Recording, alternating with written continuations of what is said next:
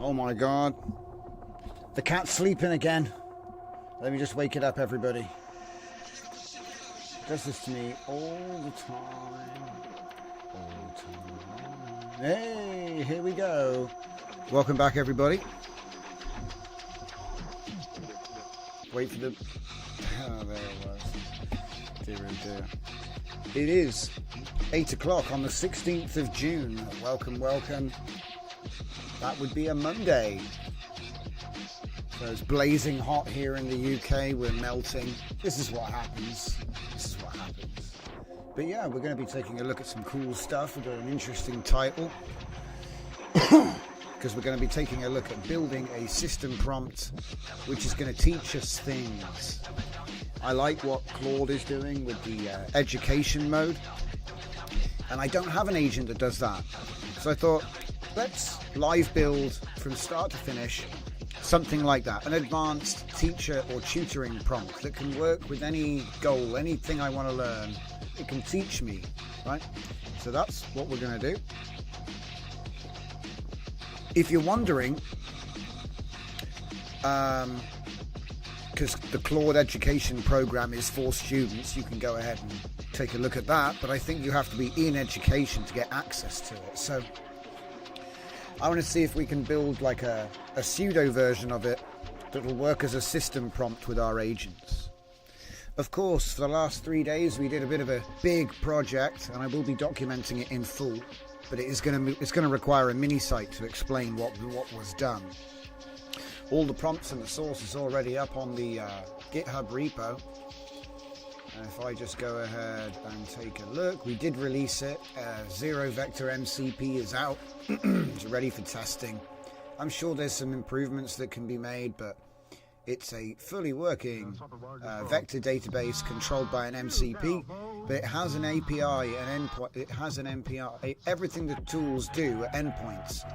So that means if you do have a nice agent and you get something nicely built with this, you can build an application to interface with that memory set, which is kind of cool. Like I said, uses API.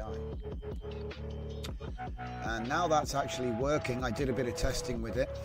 There's actually a real deep story to this, because do you want to know everything that we showed off?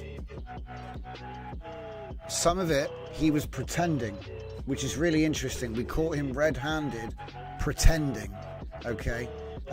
Pretending to act like he should if it works.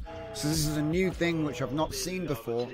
The LLM is so smart that if your software doesn't work, he'll fall back to pretending and he'll give you convincing outputs. But I did catch him out. I caught him out in a couple of ways. But we're not really looking at that because this was only phase 1. Okay, this is fully stable, fully usable. It's awesome. It's amazing. But it could be better. And so to that end, I've already started developing, well, already finished. I mean, it's not really finished. I have to test it.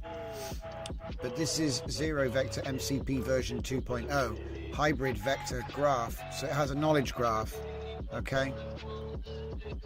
And that's the long and short of it, really.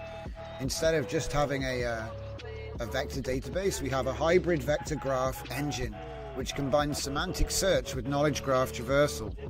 These are all aims right now. The code's written, and I've just downloaded it, and we're going to install it and see what happens, because join me as we see what happens. So let's see.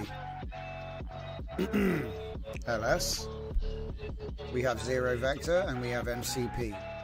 So we'll do this one first. Can you see the commands? You can't see the commands.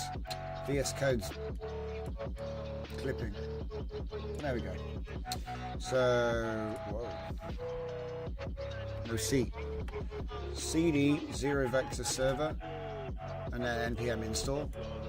So we're going to get this set up, and then it's going to sit in the background while we're doing our main quest for tonight. But I like to front load the show with the updates. And the big update today, a bit of a sore throat today. The big update today is version 1.0 came out, and I've got version 2.0 to test. So it looks like he's finished. So we'll do npm run database. Can't really see what's going on. It's going to end up going full screen, right?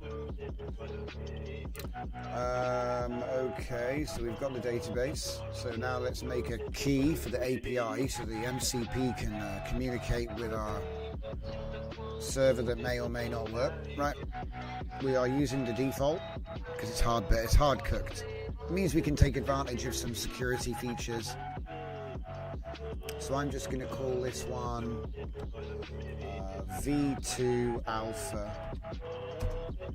and then 1000, 1 year, yes. And then I'm going to just quickly make a text file with this in it. Text.txt. Save that. Right, we'll keep that for later. Now, next I have to do the env business while we're here. If I go into my MCP, not MCP, vector env, I have to get an OpenAI key to put here real quick. So,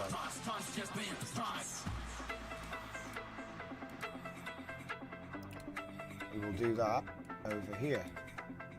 Do I still have the OpenAI key somewhere? That's Anthropic. No, don't. Dang it. Dang it. I gotta go and get another one. Just a sec. So you just type OpenAI key and it'll take you straight there. Usually. Platform.openai. I gotta log in. Log in with me, please. So yeah, we're going to grab the API key. This allows us to make embeddings. Oh no! What do you mean timed out? Come on, mate. It's just a Google sign-in. Yeah, that's more like it. Wait a minute. Huh? Oh, okay, cool. It was showing me some organization I'd forgotten about. Oh! I was like, what's that? I'd forgotten what it was. My key. This is going to be V2 alpha again. Create. Okay. Go like that, and then alpha. Right. I'm just literally doing the. I know it's a bit boring, but I'm just doing the. What's it? Wait, it pretending. Yeah. I mean, I might be able. No, I don't think. Well, give us a sec. I just noticed the comments. Drift, you've managed to locate all my female bots underground. No, I haven't seen anyone cut my cables yet, dude. Fernicar, I asked Gemini to draft the lessons to learn the knowledge graph. If you don't have any other lesson in mind, I suggest knowledge graph for the first test. Yeah, well, we'll test it for sure. Dragon, that's out and out fake alignment by pretending. Yeah, what it did was, it was trying to use an OpenAI model, but it had the name of the model wrong, so it fell back to local transformers, which I had hard-coded back to OpenAI again. And so at that point, he just made it up. He was like, oh, I was just pretending to what he did was clever. He pretended to make fake embeddings. That was the clever part. He pretended to make fake embeddings. So it wasn't actually making real embeddings. He was making fake ones. I was like, what? But anyway, we fixed it in the end. It's just quite funny, like, it's part of the long story though, really. Right, so 0 vector, open up the ENV, docs it to the world. Why can't? Man, Windows is like... Okay, I think we got there in the end. My God, man, that's like... effort. Okay. Right, so we put our OpenAI key in, and that gives us access to text embedding 3 small. And I haven't even noticed my... Let me check. How many credits do I have? Usage? 0. Like I'm using... Oh, less than 1 cent. So... I've been doing this to get the embeddings for the whole 3 days to test it a lot. And look at it. It's like less than 1 cent, basically. So whatever it is, it's very cheap. So yeah, sure, you have to put like some credit on there, but so far it's been cheap. I mean, I don't know what you're going to use it for, so keep an eye on that. But anyway, this is done. So we've now set that up. And just in case you're wondering, this is not a demo of the version 1.0. That works fine, and you can go ahead and use that. We're testing version 2.0 today, briefly, and in the background, while we do the main quest, which is Teach Me So Hard, which is basically building a system prompt, which is going to be a tutor for anything. You want to learn something? I want to make a really good system prompt for teaching. Anyway, that's the plan. So we've done the version 2.0, which is a hybrid vector graph setup. So the first version only has a vector database. For this one, we're trying to implement a knowledge graph, but it's a hybrid setup. So we'll see. So we're going to make a new terminal, and we're going to say cdmcp and then npm install, similar to what we did before. And then we're going to copy the example env from this. It's all local in these folders. So now if we go into MCP, you'll notice we have an env file, and that's where we're going to put the API key that we generated during installation of the server. So this is a local API key. It only is used to communicate with the vector server, which currently again is only running on a local interface, so I'm not too bothered about that. There we go. We don't need this text file anymore really, but I will, oh wait, no, you will need it one more time actually, but you know, that's when we actually make the MCP itself. So now the MCP is running, we need to add it to client. So we'll click on MCP servers and need a bit more width. There we go. And I will find the 0 vector server, what I done made earlier. And we'll scroll down and find the entry for this agent, or should I say MCP. There it is. So all of that there from the comma, I believe it's actually, this is the bit that even I get, yeah, it's up to there.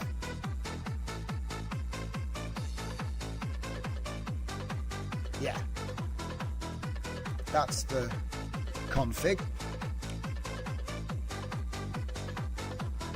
All right, now it's going to need a couple of changes because this one is set up for a different installation. This is version 1.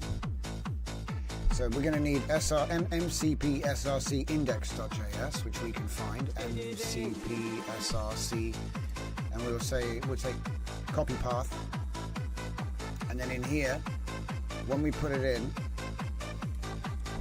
remember we're on Windows and JSON, we need double slashes, and that will work fine. Next we want to get that text file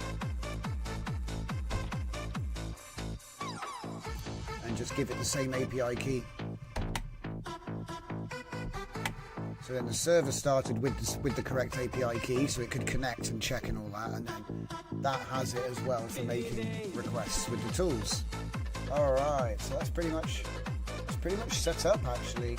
Now, one thing I do recommend doing, okay, even though it's a bit of a faff because you've got to open the terminals again, is when you've finished, just Control-C and Control-C.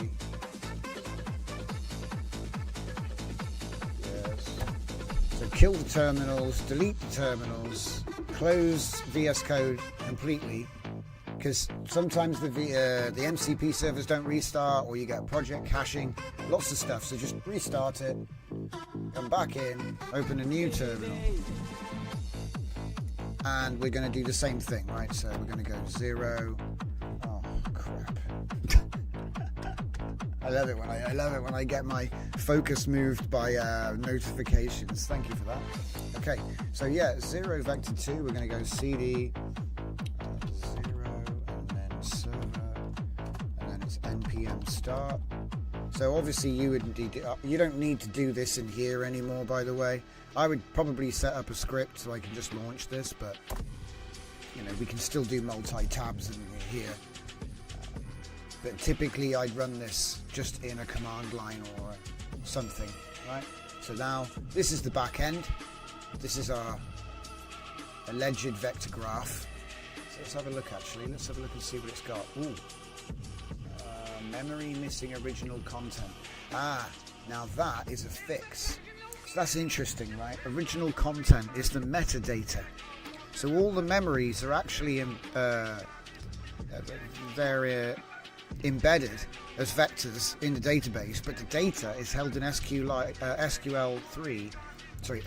3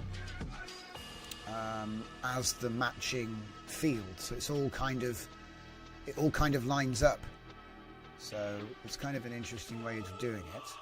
But I think the reason is because, well, no, there can't be memories in there because it's brand new. Well, let's just have a look and see what it's actually done. So we started it, performance up, embeddings doing with text 3. I don't even know, it's all untested, I don't even know. Here's all the columns for the database. A bunch of entities, relationships, it's added all the things. Okay. Vector DB, SQLite. We've got text embedding. Max vectors, 1536 dimensions. HNSW index, because it's much faster. Let's see. Max memory is 2048. That's the RAM, I believe. But it might be the maximum file size, but I believe it's actually the memory that's needed. Anyway, this is going to be interesting. Entity extraction and graph. See, it didn't have that before. Hybrid vector store. There's no memories. See, missing original content. That's going to cause a bug because it won't be able to actually remember what the memory is. It's brilliant. It'll know who, what, when, and why, but it won't know what. It's no. It will know what, but it won't have the actual detail. So that's a problem that's going to need to be solved. I think it's because the new implementation doesn't actually have any of that stuff. Anyway, let's get on and move to the MCP. So CD MCP. Whoa, bro. Okay, there we go. That's what I want. One too many tabs. Gotta be careful. Now, this is going to be already installed and set up, so I should just be able to do, again, npm start to get it running. And again, I would probably not use VS Code. It's useful when we're debugging, but if you're just using it, I would actually just run it in a terminal, because it'll be less. Yeah. Right. Because I think sometimes even the output from the terminals, if they're running, is taken into account with these IDEs, and so it might detract from the output. So you do this to completely externally, the server and the the back end for the API itself, the actual zero vector server, and then the MCP as well. But I expect things are going to break. So let's find out what we've got. So I believe actually at this point we're ready. So let's take a look, shall we? Let's do a curl test. So we have OK, 1.0 development. Database is healthy, vector store is healthy. Okay, I don't see anything about a graph here. And then we'll open up a new folder for... Oh, no, true. I could just use the same one, couldn't I? Lazy. We're going to do npm run test connection. Okay, so now we get like a standard. This is kind of what the API return would actually be inside the tool. So keen observers will note that what we're doing here is we're running the API backend, and that is the tool. See, the interesting thing what we've done here is we've built a system that operates headless as an API.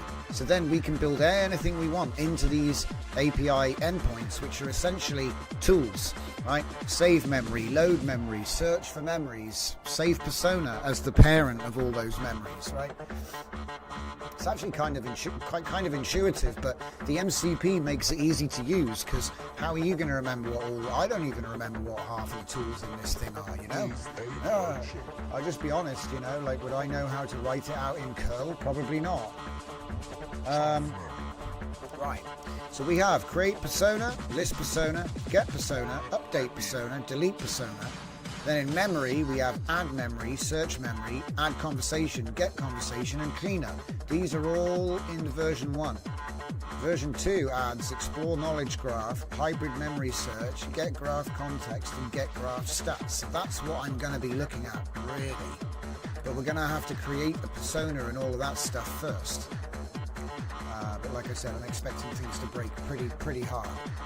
So here we have the JavaScript for creating a persona, right? Like I said, it's with the MCP client, no less. But this gives an example of the sort of prompts, because the system prompt, this is the system prompts for the agent, right? So every persona can have its own system prompt, and then you can add memories to basically act as a RAG storage. So look, John Smith from Microsoft called about the Azure project. He mentioned working with Sarah Johnson on cloud architecture. This is not canon. Anyway, I think we've had enough. Like, all of this is like developer stuff now. Do we have any more cool things to show you? Just how to test the connection and stuff. Okay. Okay. Right, so we can now close this, and close this. And we can get the chat open. And check the MCP is actually turned on. Refresh it. There we go. It should be good because we already restarted the client, right? So I'm going to say create a new persona named Mario.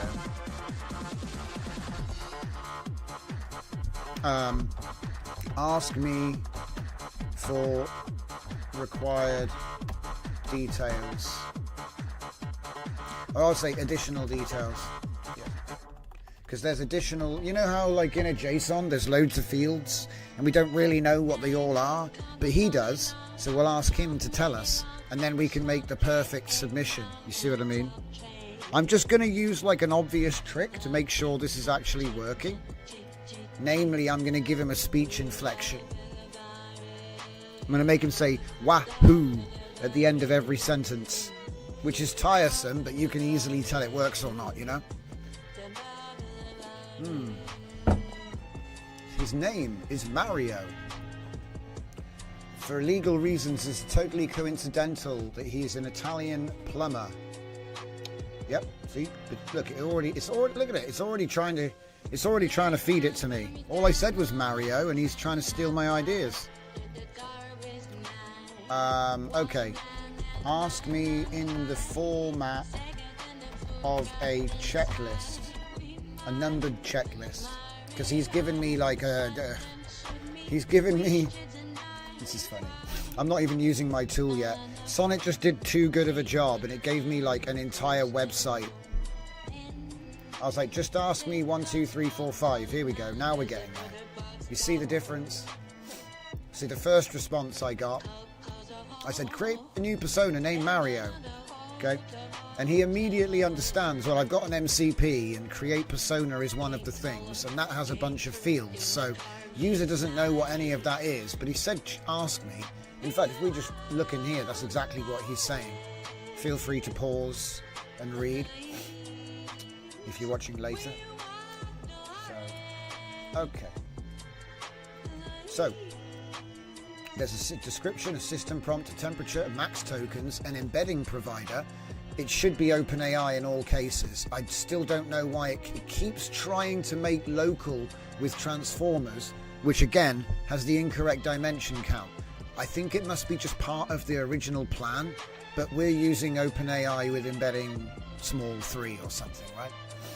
So, defaults local. Max memory and then a memory decay. So the max memory size, that's how many memories Mario can actually store. You've got a lot. There's a lot, okay? And then how long does it persist? So you can determine short or long-term memory with this. I think 0 is unlimited, but don't quote me on that.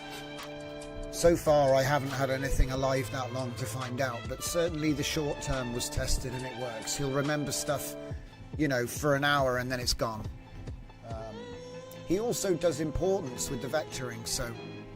But yeah, I'm going to use 0.7, so anyway, if we come down here, we have like a much more easy to understand checklist. So, I'm going to say, I'm basically just going to copy the suggestion. So I'm going to go 1, so 2. Now, if you have this format, you can just put everything you need to put and make me a persona called Mario.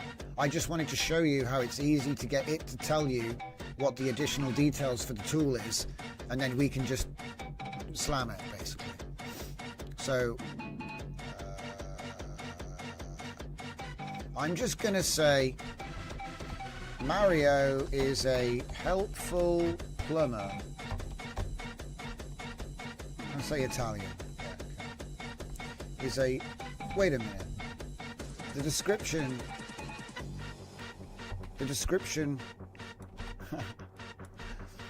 I am Mario. I am a cheerful Italian plumber.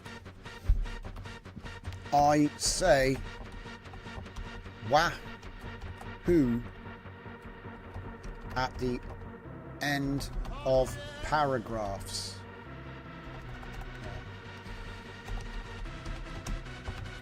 This is a character speech feature or inflection. Yeah. I just want to nail it in, you know.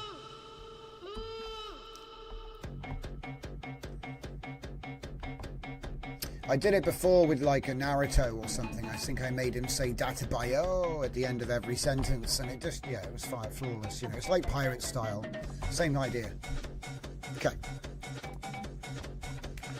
Number 3, we're going to use 3. We're going to say 0.74. We're going to say, gets easier now. I'm going to say 1024. I want to see what happens if I can make it shorter. 1024, 5, embedding provider, open AI, 6 will be the memory capacity. We'll say 1000, which is the default, and then 7, permanent. I'll just say default, which is permanent until manual. Right, so if you don't specify.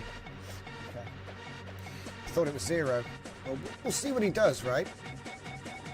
So I hit go. He's going to refine my plan, and then we'll take the safety off.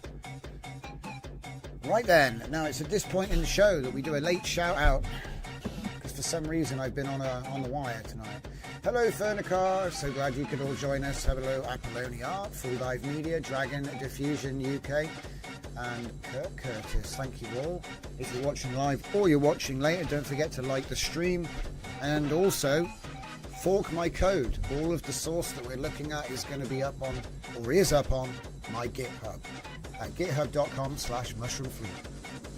Find the links in the descriptions of my videos or on the Discord, and the join link is in the description of this video. Okay, so we're going to create Mario. Now, like I said, the nice thing about this, certainly with the 1.0 where it works, is it means that you've got a persona with a custom system prompt, but it's agnostic of the model, so I can change to whatever model I want and it's still going to work, okay, which is quite interesting, because I think I'm going to have to try it with those, I think Gemini doesn't have a system prompt, so I don't know if we've managed to make a system that gives us one. We'll have to see if it works. It might be that it just doesn't work. These are things I have to test. So use the 0 vectors MCP, create persona. Yeah, it looks good. Act. Hello Zanelli, welcome. So glad you can make it. Like I said, I do try to call out, see what people are saying. I've just been reading the comments and forgot to say hello to everyone, I think. Yeah, I am hoping it works with Gemini Fernie. It might be that you have to make like a Gemini version, make some changes for Gemini, but I wouldn't start. I've done my best to try and make it model agnostic, so your persona and the memories don't have anything to do with the model you're using. That's the concept, so that the memories are portable and standalone and can be brought in using the MCP system, which should work with any model. Sort of, kind of, maybe not really, but you know, it's a start and I think it'll get better. So let's see if we can do it. Can we do it? We did it. That's such a good sign, guys. It actually wrote the new persona. Hold up. Logs. Wait, where's the logs? Oof, get this stuff out of the way. Okay, that's one of them. I just want to check the logs real quick. Can't really read anything. Okay. Persona created via API, default name Mario. There he is. He's in. Okay, this is a good sign. We're slowly checking. I gotta check. Alright, so we can, and this is the nice thing about using the MCP. I don't need to remember all these curl commands. Okay? and also it's separate, you know what I mean? It's not actually running in Klein, or you know, it's its own thing, and we just send it. It's just an API process, you know. Anyway, so we can add a memory to Mario. All right, and I'm gonna do this. I'll say, I live in the Mushroom Kingdom with Princess Peach, who is often in another castle. I probably think another castle is like an actual location. Alright, let's try that. We'll put it on plan. You can just run act straight, but we'll put it on plan so we get to see what he's doing, alright? So first of all, we look at the task. There's the task. Here we go. Mario persona configuration. No. Skip me up. Where is it? Here it is. Where's the thinking? There we go. So I'm just going to read the thinking out. We're not going to do this every time, but it's nice to get some sort of perspective on what's going on in between the lines. So the user wants to add a memory to Mario persona. So this is obviously Sonnet 4 thinking right now. Looking at the previous conversation, it seems Mario was successfully created with ID. So you want to know, how the hell does it know that Mario has that ID? It's because it's in the context of the conversation right now. But if he didn't know, he would use list personas and then use the name to match the ID automatically. So that's because I was like, how the hell does he know which one? Yeah, that's how. Now they want to add a memory about Mario living in the Mushroom Kingdom with Princess Peach. I'm in plan mode, so I need to plan how to add this memory. So you can't do anything until we take the safety off, basically. I can see from MCP tools available, there's an add memory tool that requires persona ID, which we have, right? The user provided this type optional, could be fact, since it's background information. Importance optional.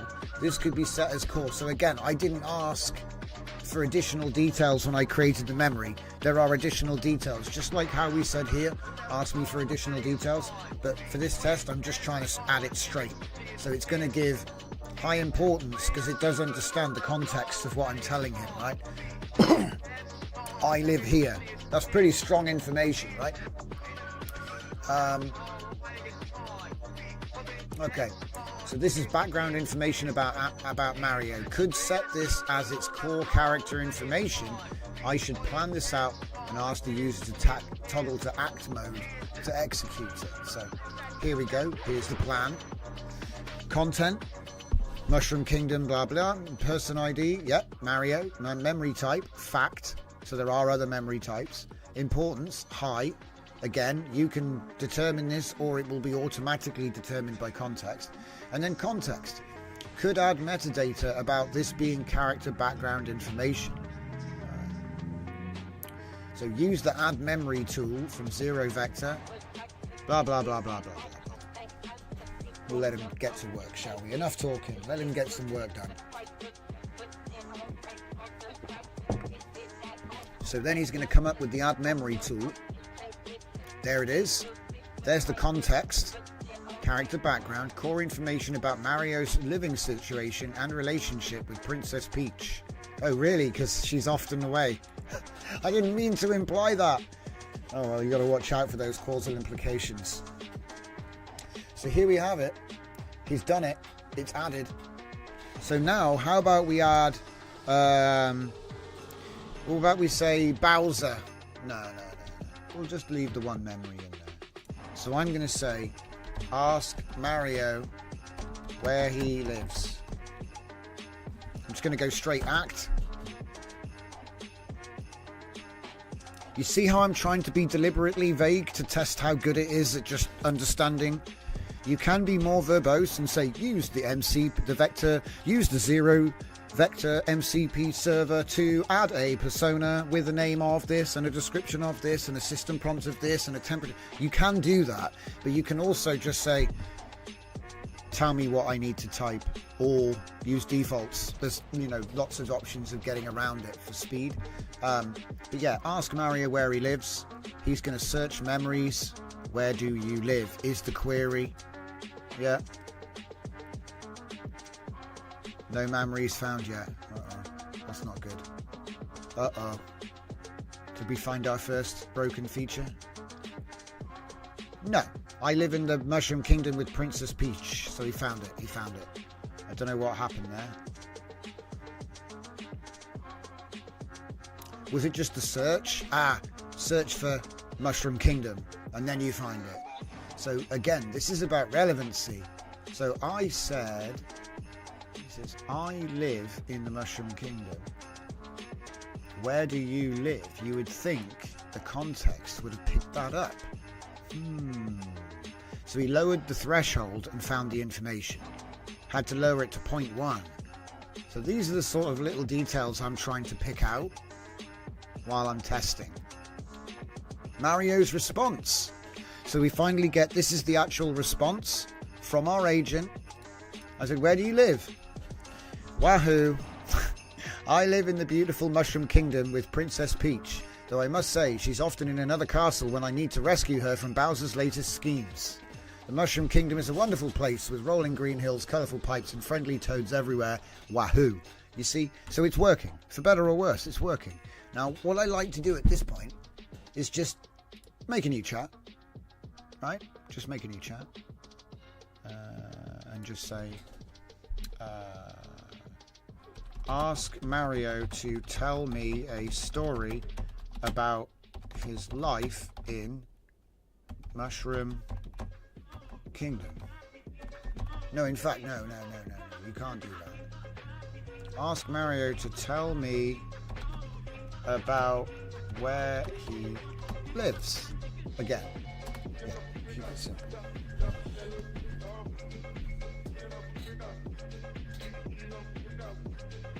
Yes, Zanelli. We recently covered. Zanelli just said LLMs are fairly good at figuring stuff like that out. I was surprised how good they are at reverse engineering minified code.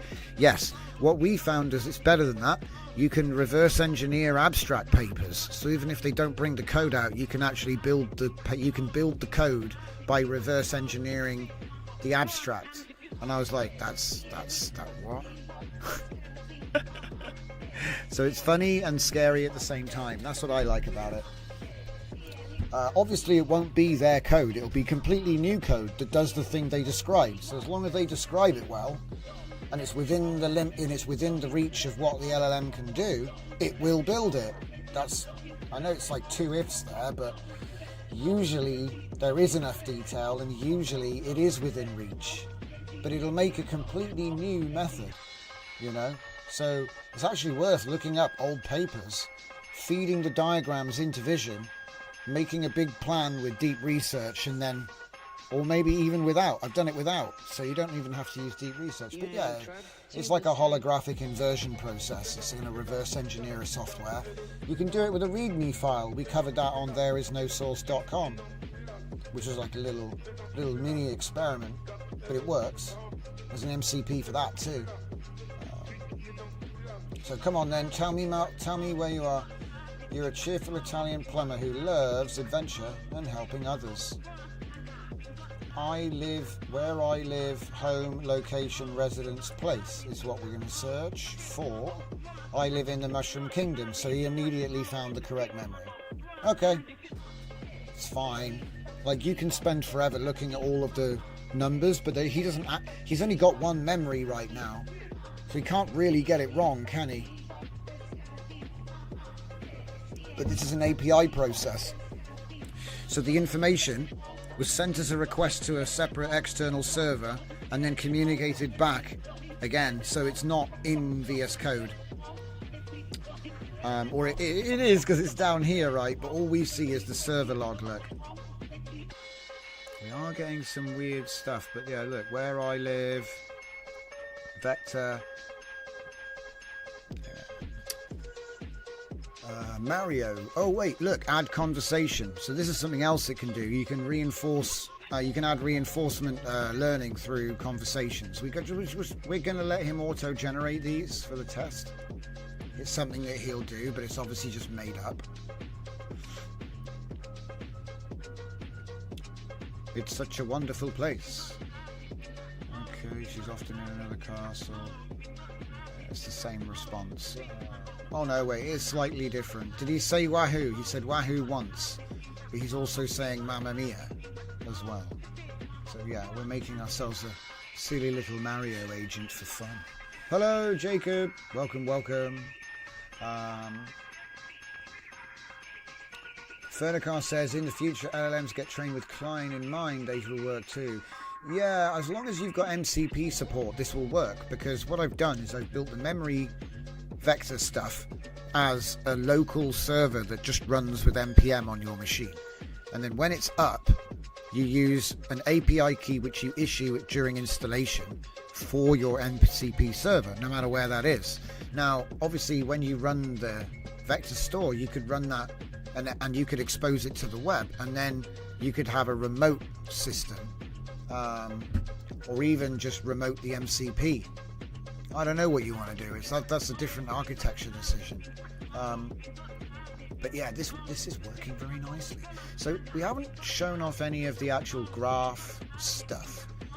So let me just see here. So far, we've just been making sure it's not broken, having done the upgrade. I hope you can appreciate that. So we've added a persona, we've done get persona. We're not going to delete it yet, obviously. We've done add memory, we've done search memories, we've done add conversation. Get conversation is only going to have the one that we've added right now. And then clean up memories. Oh, wait a minute. Ah, here's the new ones. I was like, where are the new ones? We're at the bottom. But actually, we've got Explore Knowledge Graph. I don't even know what it's going to do. Okay. Right. Let's ask. In fact, new chat. I like to clear the chat.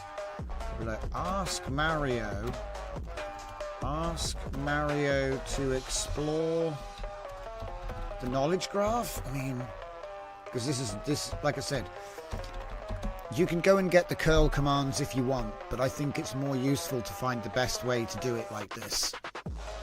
Explore the knowledge graph. I don't even know what that looks like, guys. There's not enough information in there yet. See, what it would do is I'd have a session giving him loads of information.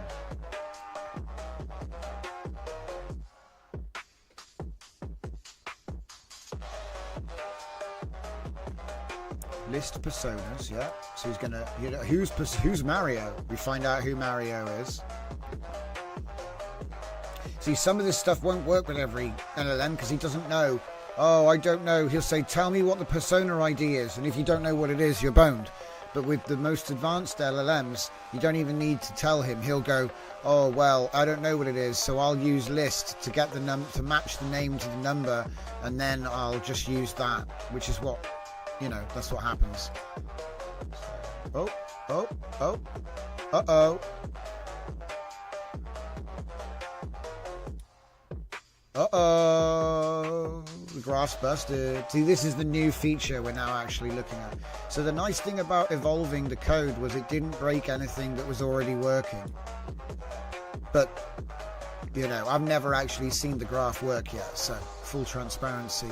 We're literally testing it live. Search persona memories. You'll find memories. Oh, nothing for adventure. I think he did say he went on adventures.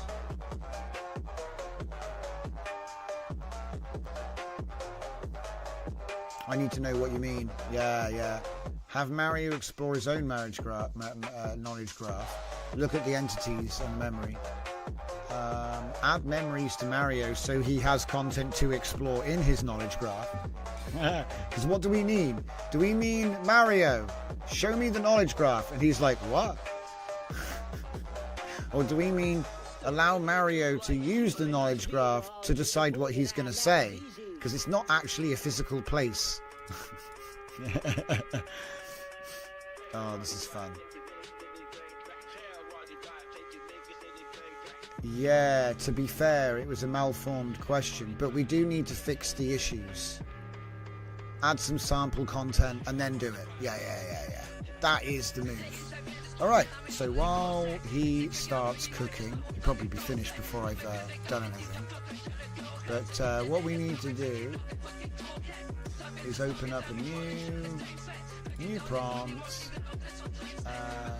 Then I want to get the Claude, because I've got a solid basis which is coming from their website, for the Claude tutor teaching. Obviously not that, mate. Claude teaching, Claude for education. So this is what we were talking about at the start of the show.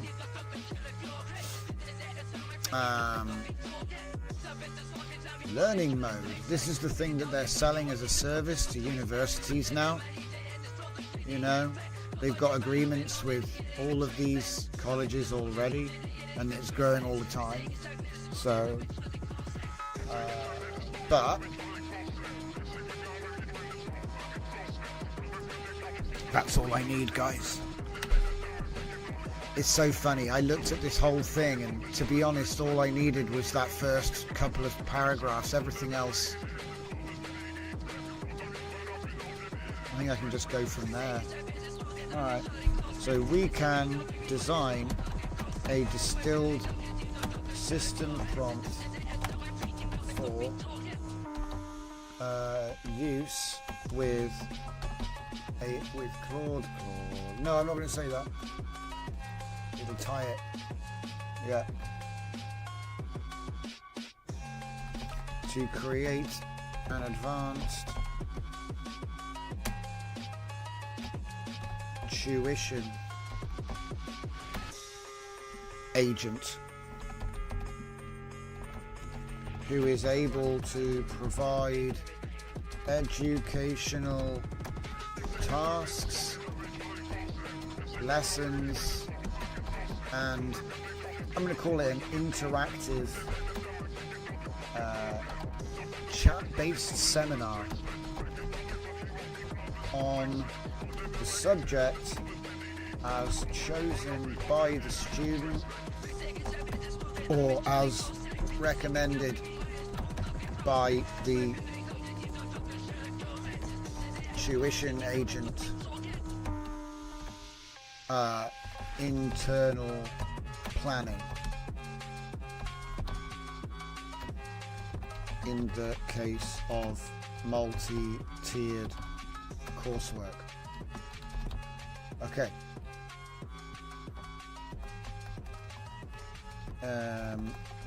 In addition, we can use the following as guidelines regarding the behavior of the agent when teaching. And there might be some modifications we do to this as well. We'll have to see if we need to tweak. But this will be a good start. So I'm going to say tuition agent. Nice and generic. Tuition agent helps students develop independent thinking by guiding rather than answering, asking how would you solve this problem instead of providing immediate solutions. Using Socratic questioning, prompting with what evidence supports your conclusion to deepen understanding. Emphasizing core concepts, highlighting fundamental principles behind specific problems, and providing useful templates, offering structured formats for research papers, study guides, and outlines. And I think if I just go with no web search but extended thinking, I think that'll be all I need. Now, I could do it with web search, but then I'd have to distill it again because it would be too big. This is going to be too big for use in my system, but it'll work in Claude projects, which is what we're going to test it with. Because I've got fair confidence that actually this is going to be very easy to set up, and then we'll publish this immediately. Because it's just a system prompt, but I want to create a tuition pack. Because I was thinking, right, I can now make courses so fast that what I said before about one-to-one coaching is less relevant, because you can actually make the course. It's just you can't be buying old courses But you can actually make a course. Like VO3 came out and I had my course ready immediately. Same with the context, you know. So now we can be dynamic and we can be fast, and that means that you can get good courses again, which means, you know, one-to-one is always going to be better than a course, but it means that the courses aren't like stale and out of date by the time you get your hands on them, right? You know, like I just learned Open Pose. Well, Open Pose V3 is out now, you know, that kind of thing. So I want to take it to the next level, and the next level to me is the ultimate educational self-service proposition. So why bother spending 30 grand on course when you could spend 1,000 on tokens and deep research? And, you know, or you don't know about a curriculum? Do you think it'll be hard to make a list which is a curriculum? I don't. The only thing you won't be is accredited. You know, that's what you really pay for. So, but I bet there will be AI accreditation. So if you want to self-learn, I think this is going to be interesting. But let's see how it comes out, shall we? So if we just copy this and just go ahead and make ourselves a project, we're going to say new project. I'm going to call it Tuition Agent, because I thought, why have AI write a course when I could let you have an agent, which is what I would use. You know, to build the course, I would use an agent with deep research. So I deep research all of the materials, and then I turn that into a coursework with my agent, and that's how you can do it so quick. But then I thought, but hang on, if I just gave you the agent, you can just ask it whatever it is. And now you've got the deep research. There's no cutoff really, because you just give him the web address and off he goes.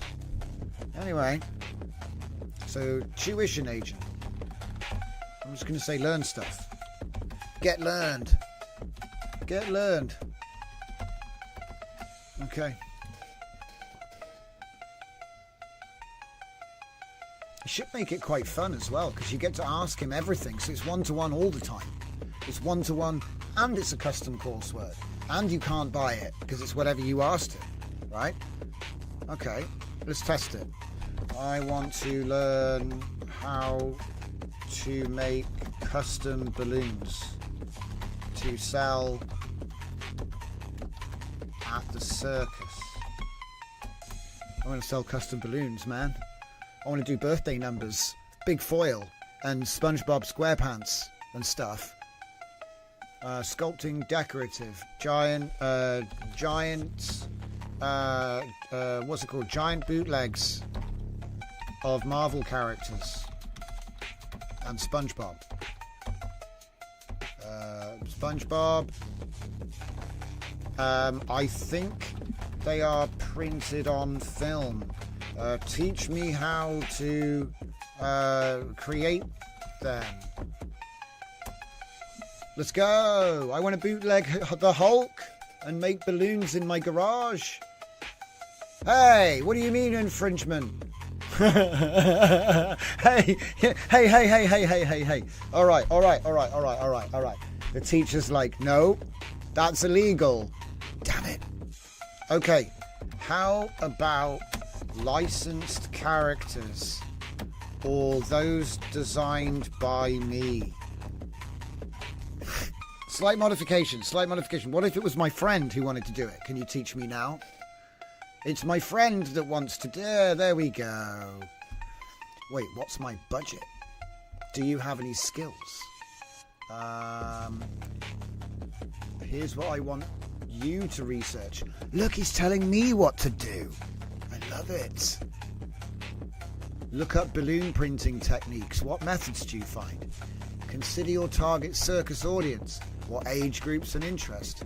Think about size. How large do they need to be to create the wow factor? Wow. This is an evaluation. Please skip to the manufacturing lesson. Yeah, this is great. This is actually really good. He was literally not telling me, but telling me how to figure it out. Don't tell me the answer. Tell me how to figure it out myself. That's learning, right? So I promise the manufacturing lessons will be more valuable once you've thought through the foundational questions. Look, he's like, no, I'm the boss. Look, no, I'm the boss. Hold up. I got to start again, haven't I? Okay. Let's do a different one. Okay. Teach me how to physically do screen printing. Yes. With t-shirts. I want to learn how to do screen printing. Teach me. Basically the same thing, I guess.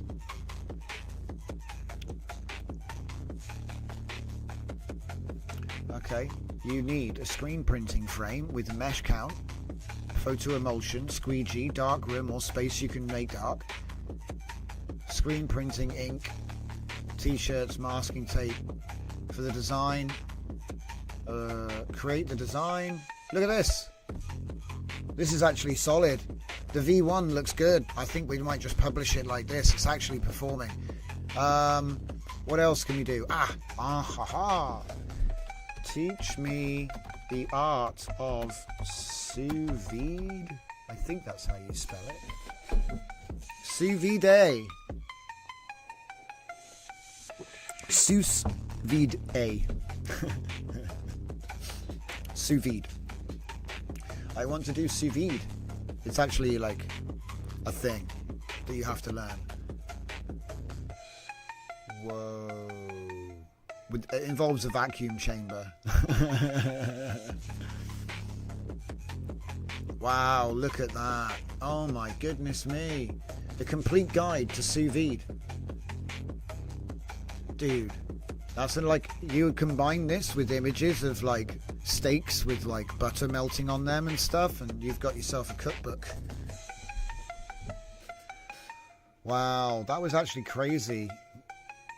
Wow. So it's good at making tutorials as well, you know what I mean? It's not just going to be like, oh, go and find it yourself. It's actually a tutor. It's like contextual. Teach me the art of sous vide. And he's like, okay, boss. Excellent, excellent. He's performing above my expectation, this one. Okay. What about... Oh, wait. We're not using my project anymore, are we? Has he broken out? Oh, you not... Do you know what? Something's bugged.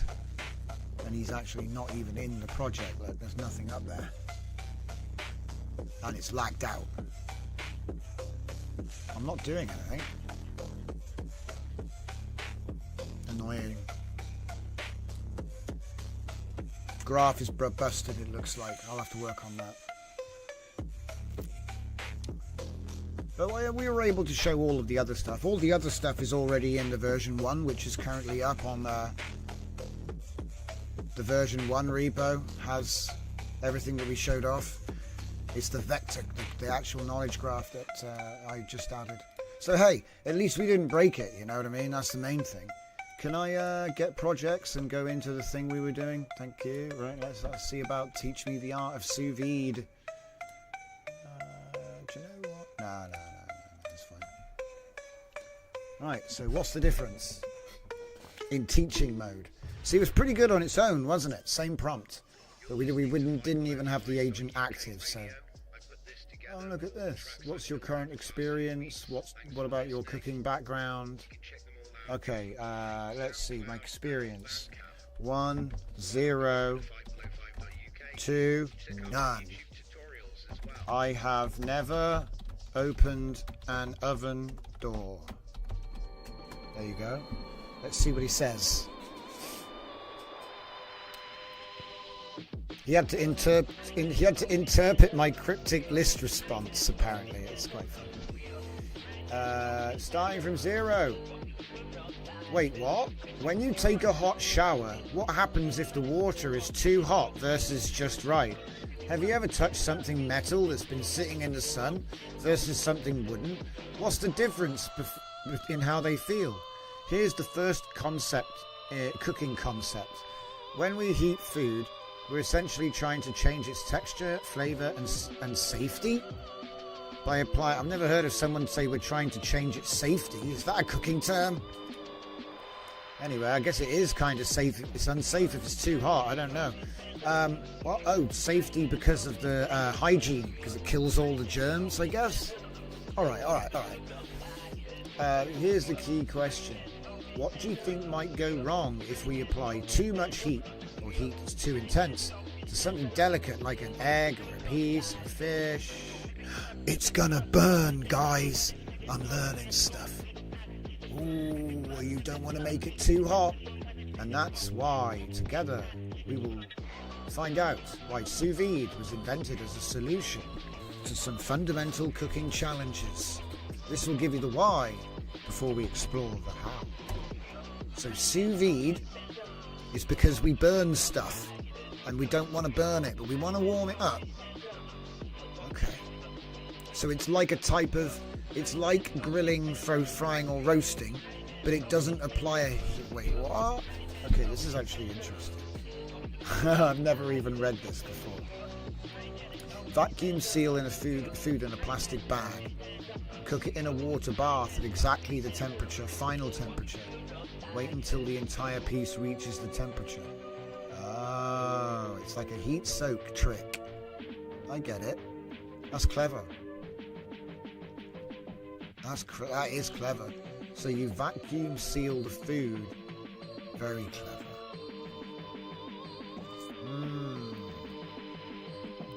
It's gonna burn. Nice for a t-shirt. Yeah. Clip that. Johnson learning things. Just screaming, it's gonna burn. I got thrown out of class a lot. Vacuum seal food in plastic bag. Cook it in a water bath. Wait until it's finished. See what I mean? Nice. Very nice. So what do you like? Protein or steak? Let's do chicken. Chickeny China. Chinese chicken. Let's do chicken. I need to sous vide these breasts. Or some legs, I don't mind. Legs are good. What do you know about chicken and food safety? Ooh, it's a test now. Oh, so we need to get it hot, but not too hot. You need to get it just right. Just like Goldilocks zones in science. Same thing. How do you think this would solve the chicken dilemma? We could just put it in an air fryer. I'll say. We could just put it in the air fryer for, I don't know, 8 minutes? Yeah, that's about right. We'll do 8 minutes in the air fryer.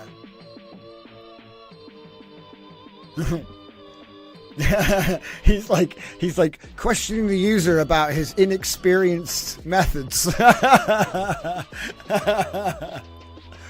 So he's gonna grill me now for my idea. Check this out. This is brilliant. I'm just gonna step back a second. Oh my god. Full screen. Make it bigger. We're learning. Okay. So here's the comparison. Let me guide you through these two methods. An air fryer works by circulating very hot air around the food for a short time. Here's my first question. If the air fryer is blasting 400 degrees for 8 minutes, but the chicken is done at 165, what do you think happens to the outside versus the inside? And for a follow-up thought, after those 8 minutes, what happens if you left the chicken in the air fryer for another 5 minutes? And what about the sous vide chicken in its 130 degree bath? Yeah, true. It's not even close, is it? This is going to be so much more evenly cooked. It's going to be like tender all the way through. Whereas this is going to be like dry on the outside, cold on the inside. Classic. You can always rip the chicken apart and cook smaller chunks. I understand that, but we're just looking at a basic comparison. So we can cook it quickly. So how long does the sous vide? How long to sous vide 2 breasts? How long? You'd probably be like, why are you even doing that? Look, great question. But before I give you the time, let me help you understand how to figure it out on your own. He's always going to try and teach me, look. He won't give me the answer. How thick is the thickest piece? I'll say 2 fingers. Are they relatively uniform? Science behind timing. If you had one chicken breast that was 1 inch thick and another that was 2 inches thick, which one do you think would take longer to cook? Ah, he's still not giving me the answers. He's still making me think. I love it. It's so good. What temperature are you planning to cook them at?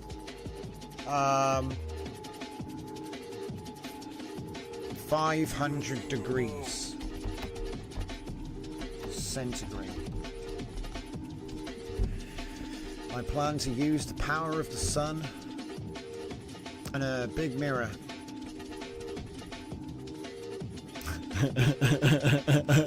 I want to see if you would actually respond to what I just said. 500 degree Celsius. What do you think would happen to the plastic bag?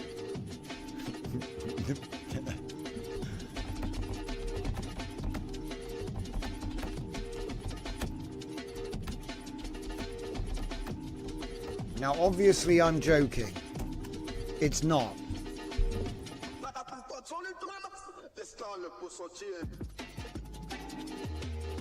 Detecting joke. Joke detected. Beep boop. Joke detected. Yeah, it would a unique flavor. Yeah, he played it off. I'm so impressed with these LLMs. The more they come out, we haven't done any testing like this with Sonnet 4 yet. We've been doing all code and fiction, and this is a little bit nicer.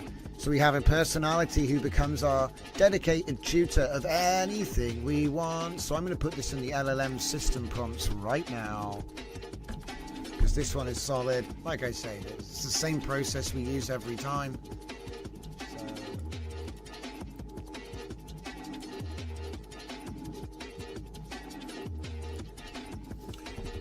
Tuition agent slash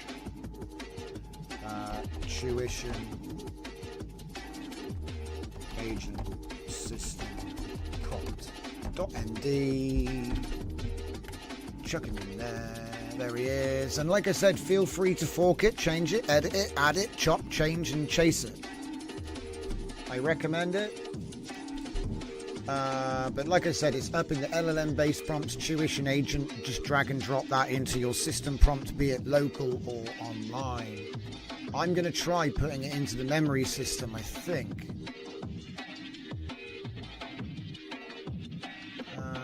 No. All in good time, chaps. All in good time.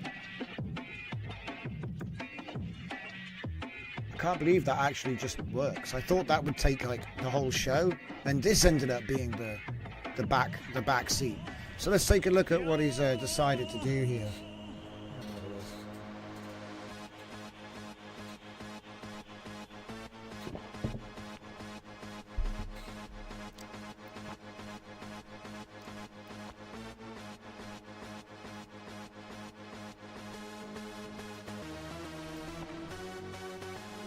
Oh man, it's too good.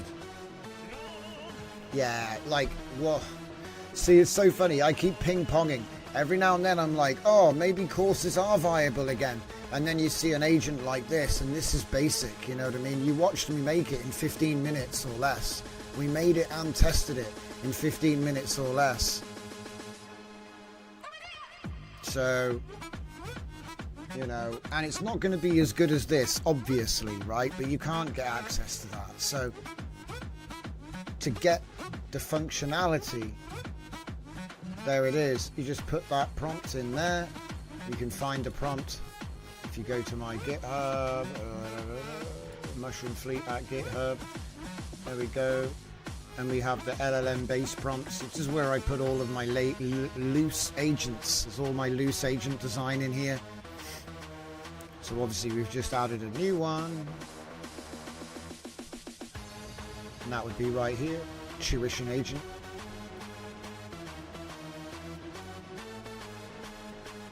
There There it is. Isn't that cool? I can't believe, actually. I thought it'd be harder. Do you know what? Let's see if we can make like let's see if we can make him more smarter. Alright. Let's see if we can make him more smarter. Okay. I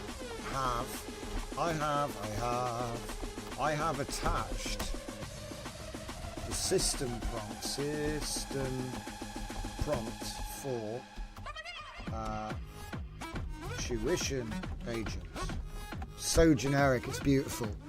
You might as well call him White Box. I have attached the system prompt for tuition, which is an educational focused LLM assistant. Okay. We can improve this system prompt by targeting degree level students and optimizing both the approach, optimizing the style of rapport. That's something I want to try. The style of rapport and matching the expected level of complexity with an ability to dynamically scale difficulty in real time, using the user feedback response as guidance. So elastic difficulty. You know, when you're losing it makes it easy, when you're winning it makes it harder. I could have probably said make difficulty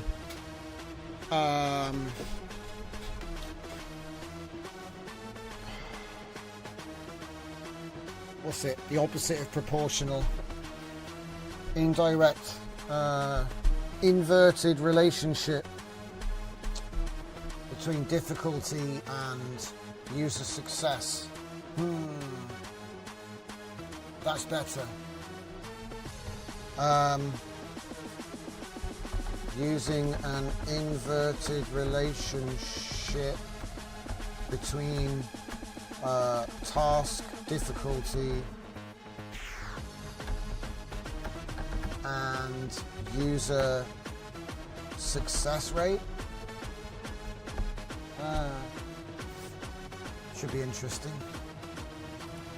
I just want to see if I can make a little bit more complexity out of this, because he's kind of college level at the moment.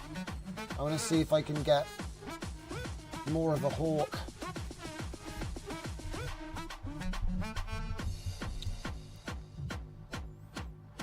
Hawk-eyed, monocle wearing, short trousers, bow tie. Okay, peer level discourse. Yeah, okay, different. Yeah, okay. Adjust in real time. So I call this one adaptive tuition. So ATA, adaptive tuition agent, and then I'll end up throwing in all kinds of stuff. I'm in prompt mode again. I got like a crazy idea just now entered my head. Oh, wait, no, it's gone. It'll be back. Multi-dimensional entity relationship, holographic. We're back to holographic again.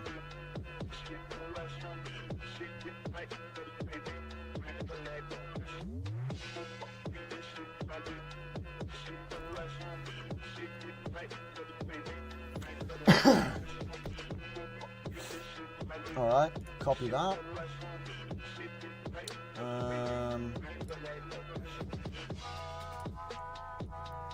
Adaptive tuition agent. No.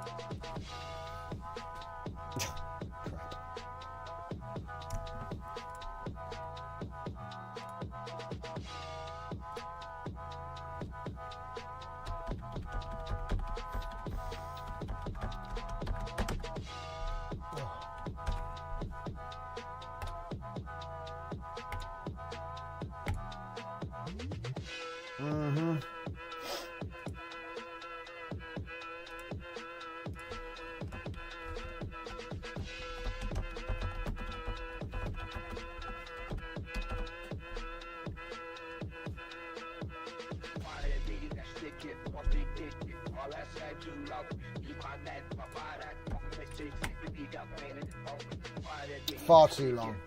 It's far too long. We can shorten.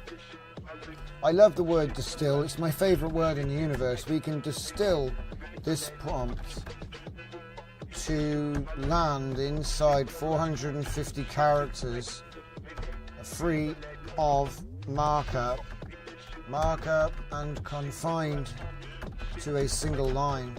There's a different way of writing something you see me write every day multiple times, huh?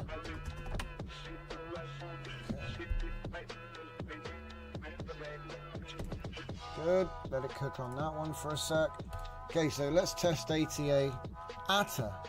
Come up with a better name for it. Maybe we'll add some more modes to it. I could call it Truncated Adaptive Tuition Agent or TATA, you know, it's up to us. Maybe I call it the Adaptive Tuition Learning Agent or ATLA. And then we made a network called an ATLAN. It's just completely up to you, whatever you want. Let me see now. Adaptive Tuition Agent. Teach me about nuclear particles. Let's go. Teach me about nuclear particles. I want degree level, not Mr. Nucleon and Mr. Protons and neutrons. Okay, cool. Is this really degree level now? Come on, you've got to go deeper. Aha, femtometers, not just a character from Berserk. Exotic nuclei, quark gluon plasma. So what's it say? I'm curious about your background. I own every copy of the New Scientist magazine since issue 0. It's actually not true, but I did used to buy it a long time ago. Pondering impressive claim. yeah, it's like it's been around for longer than me. I don't think it's only 2010. It's not longer than me. Well, I'm not that old though. Let's see. My neutron lifetime anomaly presents another puzzle. Beam experiments measuring neutron decay in flight, while bottle experiments gives this, and there's a 9 second discrepancy. That's huge. That's a huge amount of time. I didn't know it was that big. I thought it would be like, 8.79.6 times 10 to the 3 and the last 2 digits are different. But 9 seconds is huge. Damn. Scientist journals. Yeah, if anybody writes papers and they want to co-author with me, I got a load of stuff I can't publish because I'm not in academia. Hit me up. we can put our name on stuff. It'll be great. So yeah, this is actually very good stuff. Look at this. It's giving us the goods. All right. So yeah, like I said, both of those are up. So that was an easy win. I wonder if we can make it better. And he hasn't given me my response either. Where is the artifact?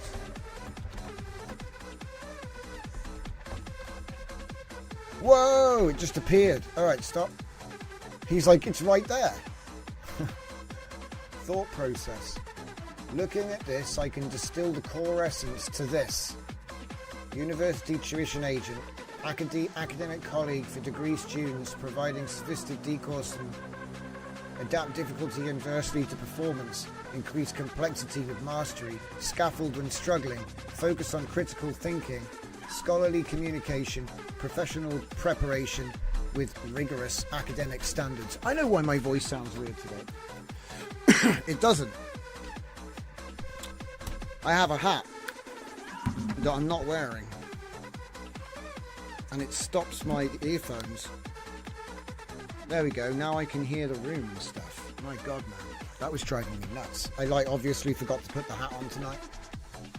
There's like an air gap, so I can actually hear myself. It blows my mind. All right. Wow, I sound completely different now. It's blowing my mind. Right. Where are we? We were talking about the university tuition agent. Yeah. But he says that it's this. He said, I'm like 5,000. Oh, I must have given him the wrong thing. It's 4,500 characters is the target. I suppose that maybe you shouldn't just use up the entire thing. I mean, he's just going to waffle. Surely. The hat is not made of foil, guys. The hat is not made of foil. University tuition agents, distilled system prompts. So this is looking better, but now I wonder that he's waffling a bit. Copy that. And then new. Project, yeah, new project. And this would be...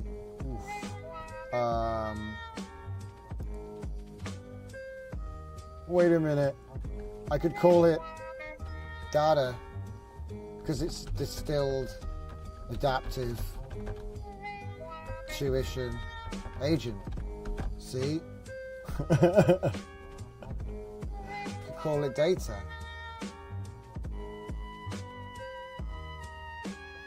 Wait, I got a better one. I got a better one.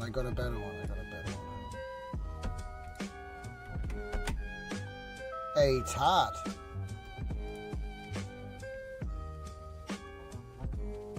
ATAD. There we go. I wonder if we could just get reinforcement in here somewhere. But yeah, we're having fun. Oh no! Oh no! Distilled, oh no! Come on. Oop. Nice. That's what we want. Let's test out ATAD.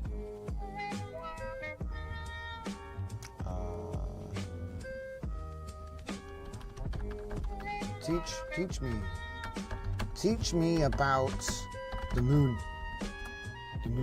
Teach me about the moon. Let's go. I want to know about that moon thing. Is it made of cheese? How far away is it though, really? Could I get it on a rope and pull it closer? All of these questions. And more. Oh wow, it's telling me about the giant impact hypothesis. Oh damn. What aspects about this?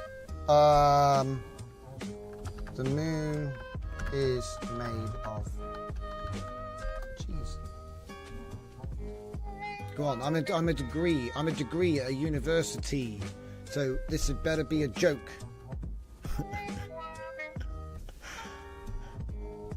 Pondered, playful moon cheese claim. It's actually not cake. It's not, guys. It's not cheese. Oh well. Crushed. Giant impact hypothesis. Okay. Alright. Let's ask ATAD something else. Alright. Teach me about hugging face transformers.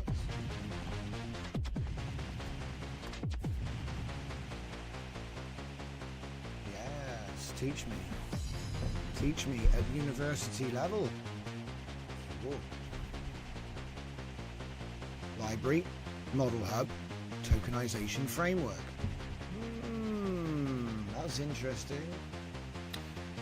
We're doing that at the moment with our vector storage stuff.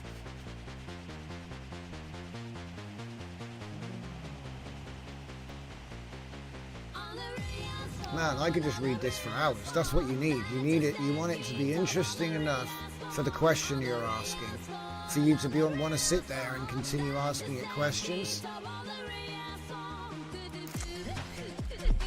I want to know more about how Flux 1 Dev architecture works, so I can build my own.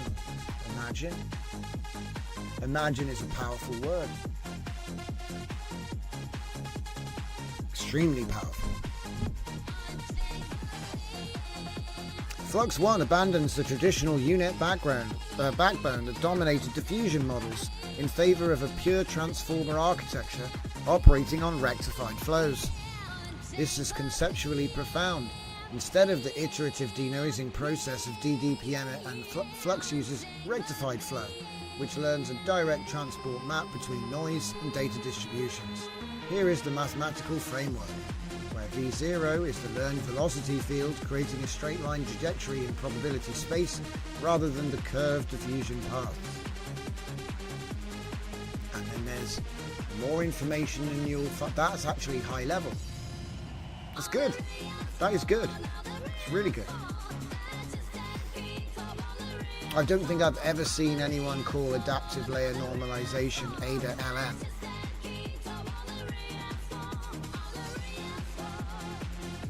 DIT, backbone, clip, T5, it's all correct. I've never actually seen that formula. I've never seen it written down.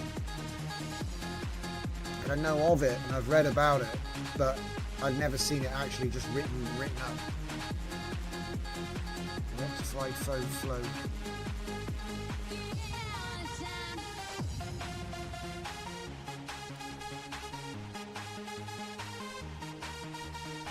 Hang on. Teach me about other mathematical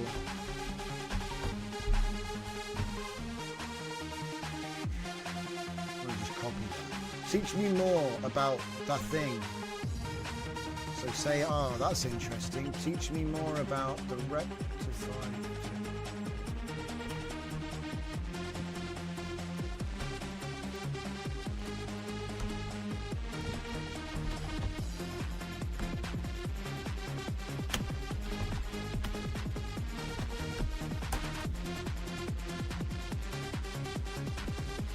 Come on.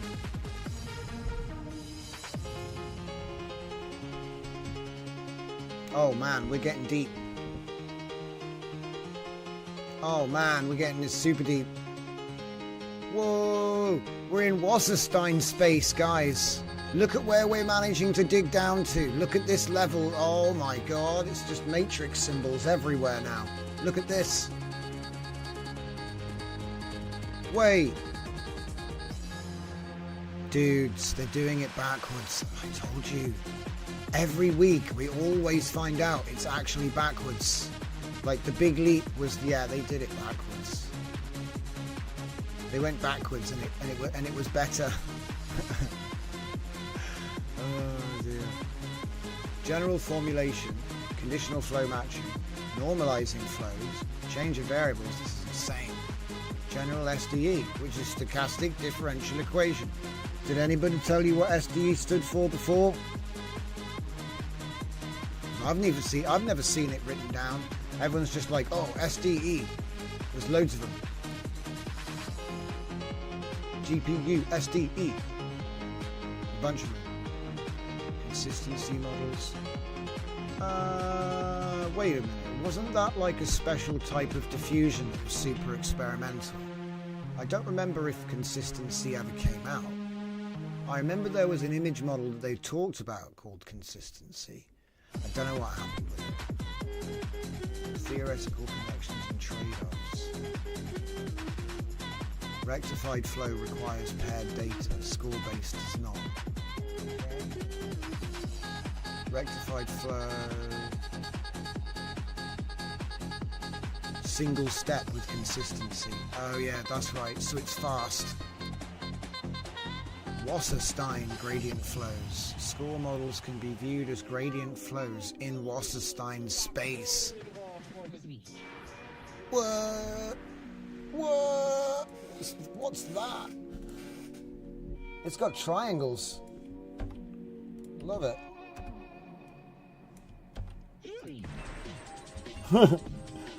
I'm speaking alien now. Teach me more. Teach me harder.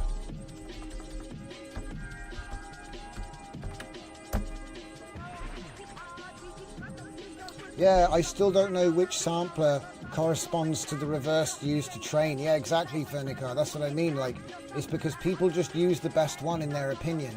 They don't always pair things up like you should, maybe. But then that's not necessarily a bad thing either. People need to experiment. Man, look at these fat formulas. What? Wasserstein metric space structure, the space of probability. P2RD, if that's even an R. It looks like an R. It's a funny looking R. Equipped with the Wasserstein 2 metric, forms a Riemannian manifold. God damn it. This is getting like... Now, you see what's happening here? I asked it for specifically for a degree level tutor. I think we got it. Moving on. I think we got it, guys. I think ATAD is good to go. ATAD. The adaptive tuition agent distilled. Should we triple distill it next? For fun. Then it'll be ATAD.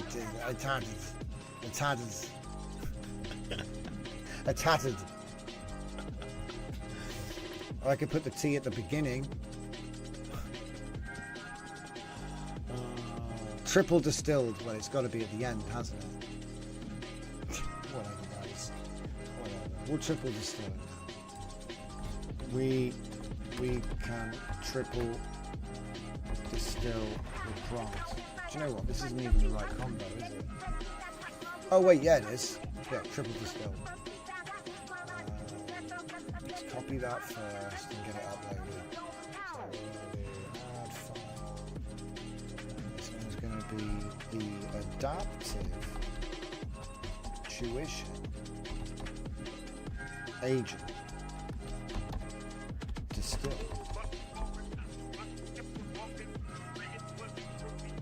Eta D.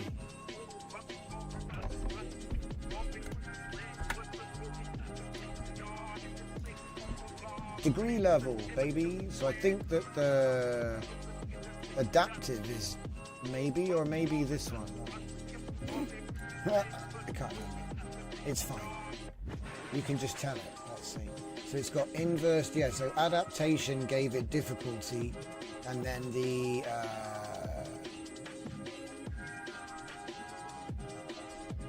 I'm trying to remember what we actually did.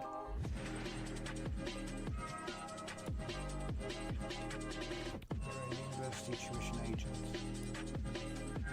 That's not. You're a university. Okay, so at least I'm using the right one. So let's have a look at version 2 then. Let's call it A to DV2 or something. It's triple distilled though, guys. It's time to triple distill it. We'll make another project. So we'll call this one triple ATAD, which is the adaptive tuition agent distilled. Triple distilled. Triple distilled edition. Okay. Because it's shorter, okay? It's shorter. Look, it's not as big. Okay. Teach me. Wait a minute. Teach me how to paint orcs in Warhammer 40k. Go. It doesn't have to be nuclear physics.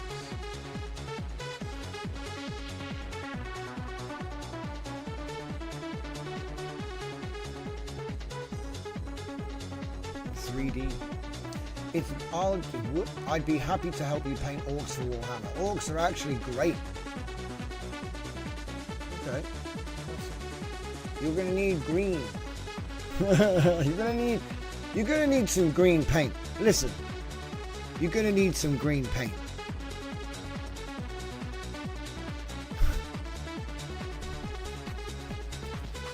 Oh, I like it. Vary the greens. That's an interesting. So different green tones. Yeah. I mean, to be honest, I just generally just slap green on it and then just use far too much oil, wash. Far too much oil wash. Successive coats of grime usually sorts it out. But yeah, weathering. It's always been about making it look bad. Ooh, I like that. So the hard part is the faces and the teeth, I find, because it's hard to do. That is hard to do. Skill is credit where credit is due. If you can make anything that looks like remotely good when it comes to faces. I admit I just usually like characters that wear helmets, because you can paint a helmet all day, easy. But faces, skin tone, oh man, that can be tricky. So AAA tab, what have we got? What else do you fancy? Oh, I know. Teach me how to write hello world in HTML.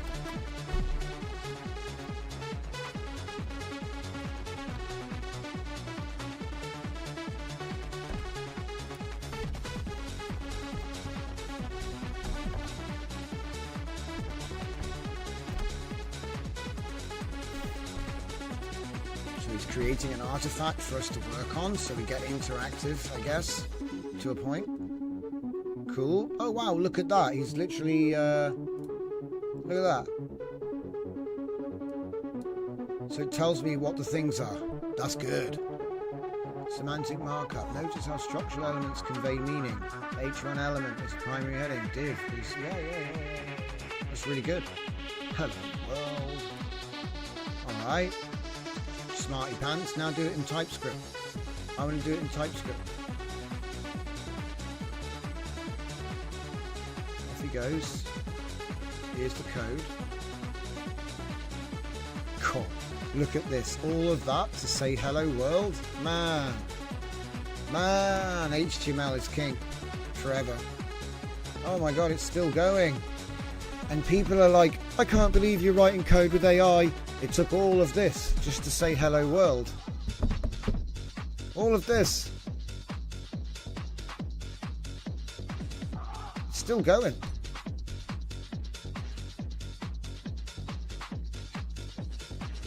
And you have to do npm install typescript hello world and then node hello world and it'll pop out. You gotta love it though. Hang on. Oh, I'm not going to do that. That's cheating. All right. So yeah, like I said, I mean, it's tutorial, right? We're in tutorial world here. I'm just seeing like what can it do. It's pretty dynamic actually. So yeah, AAA tab is probably the best one. I don't know. Like I said, I put them all up because I wanted to give lots of options for people building their own. And some of these are. I think that this difficulty thing is interesting. So if you're having a hard time, like a human teacher, he's going to back off a bit and help you more. But then if you clearly are getting like smug, like, come on, teach, this isn't even hard, he's going to start throwing like, what's the mass of a black hole? I don't know. Figure it out using the mass of this melon and this formula. Go. So yeah, like I said, we've made a bunch of tuition agents as promised. They are all up under LLM based prompts. Oh wait, hang on. I've got 3 here. 4 here.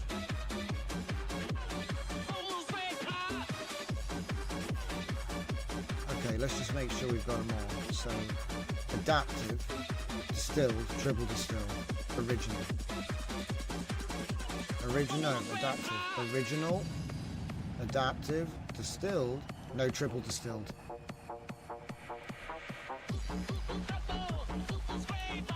right?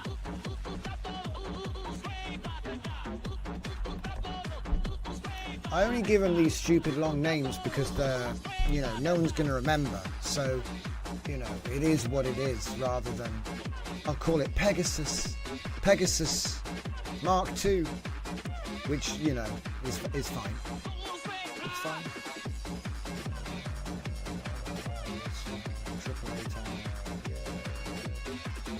That one is likely to go into an actual agent though, because it's short and to the point. It looks like the most accurate one is the distilled. The triple distilled, I think, got a little bit more simple. I'm not sure. Let's see.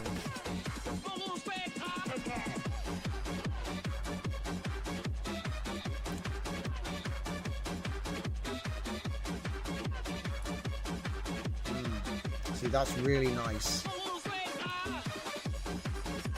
In terms of like form and volume, that's good. But to be honest, that's the smart bit that I've added here, is the inverse difficulty adaptation component. Because to be honest, the first prompt, this original tuition system, this is like generic. Do you know what I mean? This is like this is like my white box. This is like the most generic AI tutor I could think of, and look how long it is. And that's why we distilled it, right? Because it's too long. It's too long. If you try to use it with some models, they have a 5,000 character limit. You won't even be able to get it in there. So it's going to get shortened anyway. So you may as well have control over how it gets shortened. In the next version, I didn't just distill it. I added in the adaptive feature, and then I've distilled it and then triple distilled it. Because if we look at that one, this is the original adaptive feature version. And again, it's so long. Sonnet 4 and Gemini should allow it, because obviously at the moment we have to use that as to start the conversation, because there isn't really a system prompt for Gemini, separate side issue. But yeah, so obviously I've distilled it, which makes it a lot shorter, but it's still in markdown format. So we triple distilled it and took away a lot of the special formatting, and that's how you get triple, the original triple distilled vodka. That's how you get to Smirnoff level. We started off here, obviously, and you saw how we made that.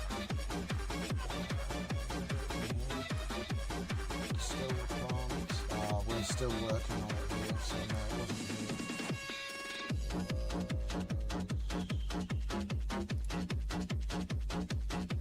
here. Teach students how to think.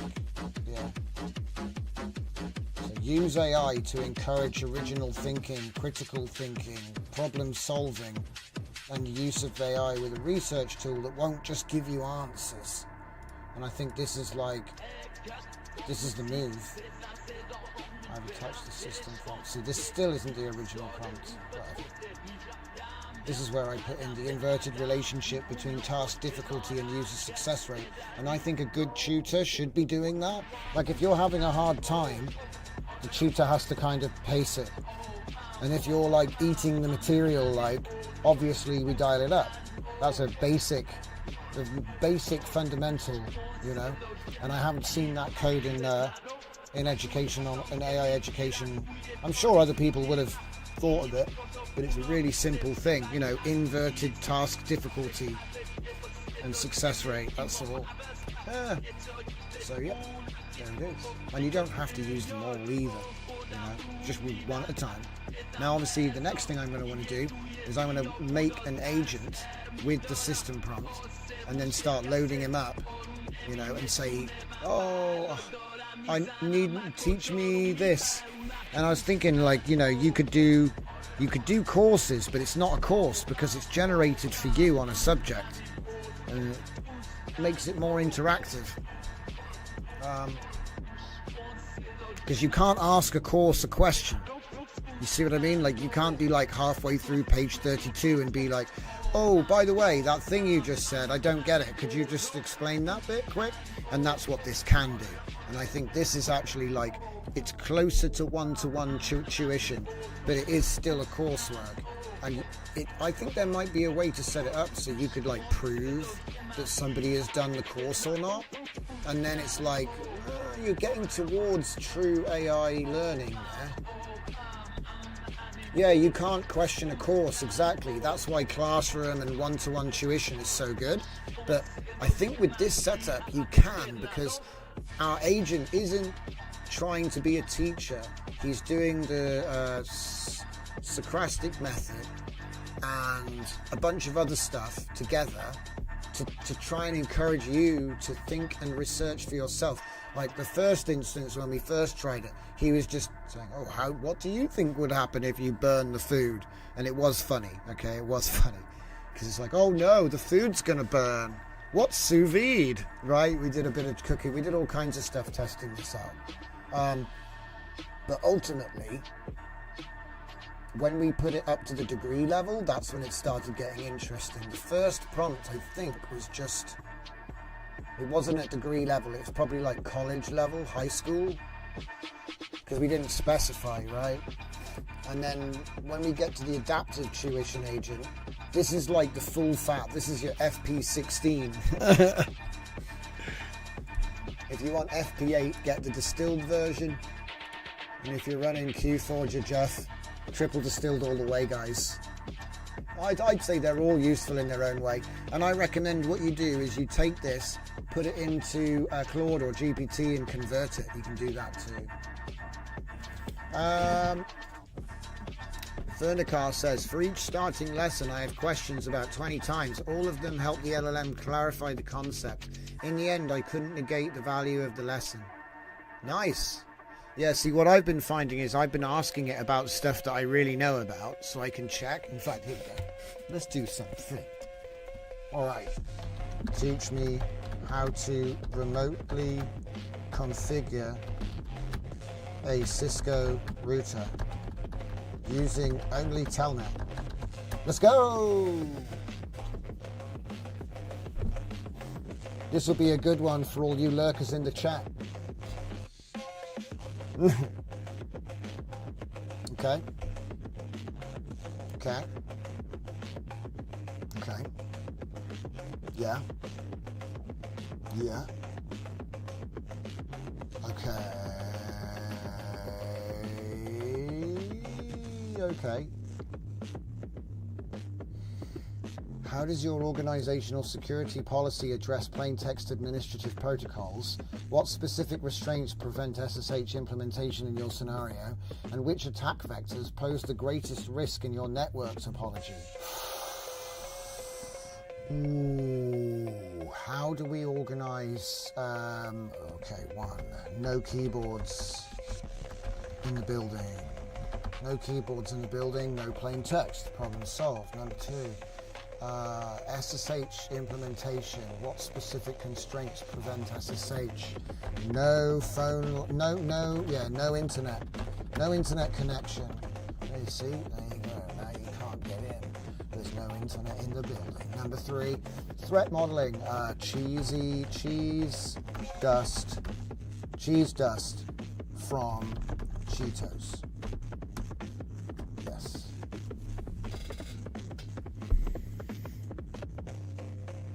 Pondering bizarre telnet configuration scenario with humor. Okay. Input device limitation. No keyboards in the building. It solved it for me, look. You have to use tablets or mobiles for everything. So, and there's serial connectivity only for network bypassing. We use voice to text. There's no keyboards. So we have to use console port, which is actually superior for security. Network isolation, air gap. There is no internet, so that's solved. So you thought I was joking. Cheese dust from Cheetos. This introduces electrostatic discharge concerns and equipment contamination risks. Academically significant because conductive particulates can cause hardware failure. and requires proper EST protocols and equipment cleaning procedures. Suggests the need for sealed environment controls. So whenever you see like the air door and people have to like wear the white suits with it's because of the Cheetos. The dust gets everywhere. There it is. Look at it. Can't believe it. He actually did it. He actually did it. He actually he turned my joke and he made it reality. Now you need terminal emulation software on your mobile device while you're doing work at the data center, because it's not allowed. There's a rule, no keyboards.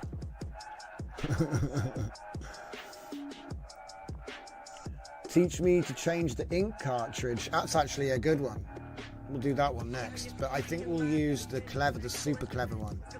We'll use Billy Big Balls, not distilled. The full fat. We'll say, teach me how to change the ink cartridge on my Epson.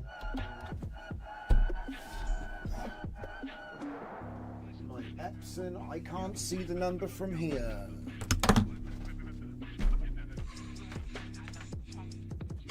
It's an ET phone home. ET 8550 printer. Now, just so you know, guys, the ET 550, whatever, 8550, it uses tanks. Okay, so you buy the tank, you take the cap off, you put it in the top, and it goes blob blob blob, glug glug glug. It can't be easier. They even have a different shaped nozzle for different colors, so you literally can't mess it up. It's not, yeah. It's an eco tank. It's pretty good. So can we use, I want to use web search with ATA and see what it does. I want to see if it's going to make a lesson plan or if it's just going to go and get the help, like the actual document. That's why I gave it the full thing. Oh my god, eco tank immediately. What you need is, oh my god, it did. What do I need deep research for? He said. I don't even need deep research for that. So here we go. Locate the tanks. They're on the right side. Correct. Open the tank cover. Remove the cap. Turn the cap counterclockwise. Put the bottle. Take the cap. Remove the seal. Put it in upside down. The bottle has a tip that prevents. Didn't I just tell you that before I read it? I'm no tricks, guys. This is live. I'm not. Imagine that. Like, oh my god. Yeah, actually, it's just a clever delay. The commentary's always been on a delay. No, I don't do that. So squeeze gently. The tank will fill automatically and stop when full, which it does. This is 100% accurate. It even got the color, the codes right. I'm going to double check that. I need to double check that. That's important. There is actually a way you could screw that up. Right. That is 114. Uh-oh, that's wrong. 114. 114. Uh-oh. Okay, so it's actually giving me the wrong color codes for the ink. It's giving us the wrong color code for the ink. Let me just.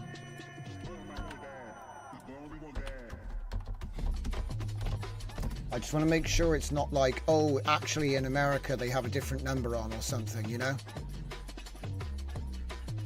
Oh my god. Where's the ink? I didn't need to see the... Right. You'd think that it'd be easier to find it. Hold your breath, guys. Hold your breath. The 6-pack is 126, and yet 114. 114. 114. 160 quid for the twin pack. Okay. It's not that price, actually.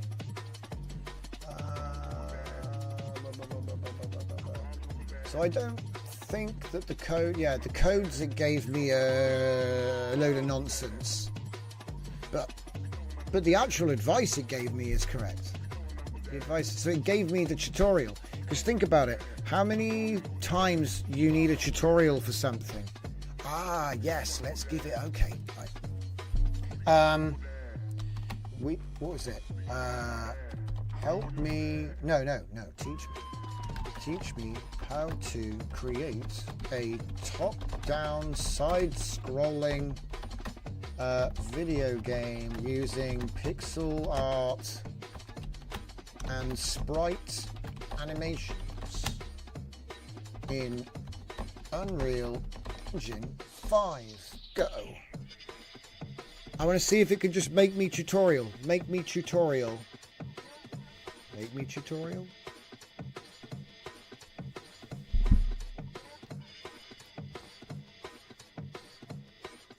Ooh, okay. Not everyone can write the C++, but more code. C, because not everybody uses C++. Okay. Teach me how to use nodes. Unreal blueprints only without C++ code. I want to see how simple I can get it. Like, click here, click there.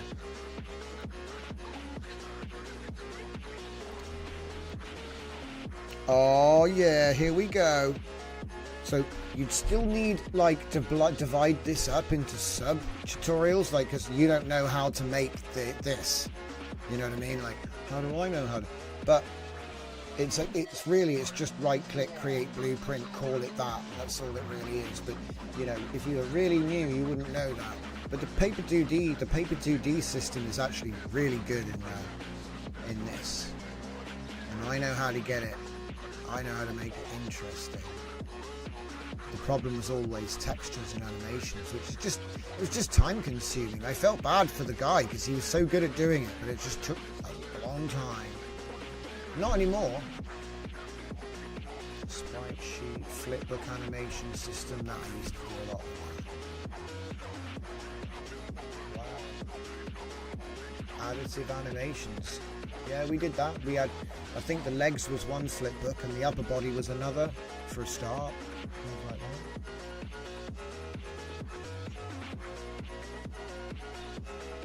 that. Input action for movement types. Yep, which is how you can bind it to a gamepad. Sheesh is here. Welcome, my friend. Welcome. Tutorial to pimp my car. Yeah, let's do it. Yeah, let's do it. Sheesh is here. Afix says Claude's free messages aren't exhausted. If it does an MCP call, throw the errors out. Just make a broken MCP config for it to run at the end of a message stream. Oh, also, did that Video Ninja help with audio? I don't know. I'm not sure if I installed it yet. I'm quite lazy. Or busy, depending on your point of view. If you're me, you're lazy. But yeah, I've been juggling a lot of different things. It's funny actually, I was looking at the clock about 20 minutes ago going, oh man, I've got to wrap up the show. And it's nearly 10 past already. Time flies when you're having fun. So yeah, as you can see, we got a movement state machine for the blueprint system. We've got idle, walking, advanced movement, logic, jump, camera, viewport, smooth camera, look ahead. It's amazing actually. This is like everything that you might need. Everything you might need, and it's all being done with no code, because it's just saying click here, click there, set that, save this, create file, put this in it. You could argue this is like almost everything you need to make the game I've already designed. Good stuff. So yeah, this is solid, man. ATA, Adaptive Tuition Agent from Drift Johnson, another banger. Like I say, I didn't even know I was going to make this until someone mentioned it to me today, and I thought, well, that's going to be easy. And the thing is, you could have it running on your computer, teaching you whatever you need to learn. I just don't think there's a better solution. This would actually beat college. It would. The only thing that's better than this is having a guy that's good at it that you pay to teach you. That's the only thing that's better. Because this is a bit like a course, but you get to pick it. It was written just for you, and you can talk to it, like asking questions about the thing you're learning. I'm not sure if it gets better than that, because to be honest, even if I was doing a one-to-one coaching with you and you were asking me questions all the time, you still have to pay me by the hour. Do you know what I mean? Whereas this thing is just unlimited. You want to spend a week learning, you know, something really technical, I think this agent keeps it on rails. Crazy stuff. Crazy stuff. So what are you saying, Afix? To do OBS from a separate computer. Usually it's doing an interview with OBS to get the camera and the mic. Oh yeah, you were talking about using audio over, it gives you a link to use as browser input. Yeah, I do actually need that, because then I could link, because sometimes I have to play music. Yeah, I remember you, Afix. We were doing music show. I remember, that's the last time. Yeah. So when we, yeah.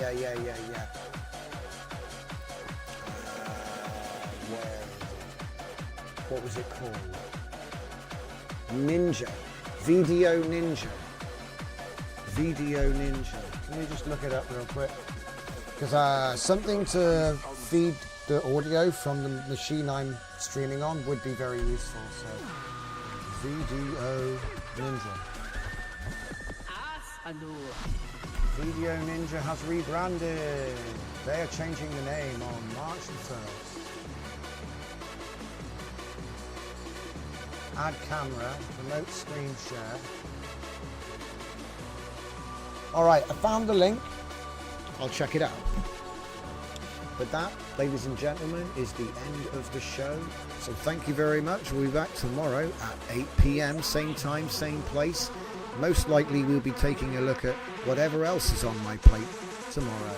So thank you for coming by and having a special on AI tuition. Don't forget, the self-tuition agents are all in the GitHub. Okay, Mushroom Fleet, GitHub, LLM base points. So there it is. Thank you so much. And I'll see you all next time.